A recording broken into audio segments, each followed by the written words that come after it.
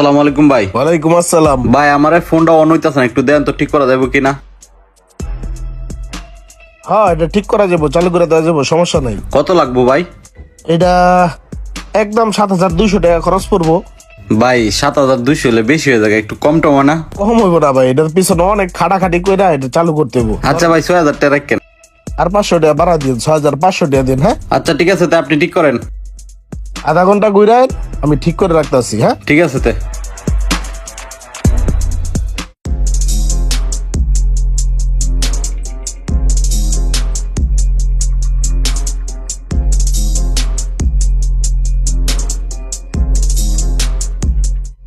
বাহ, একটু খালি ফ্লাশ মেরা দিছি আর চালু হয়ে গেছে। এখন পয়রা থাকুক, আইলে কমে যায়, ঠিক করছি।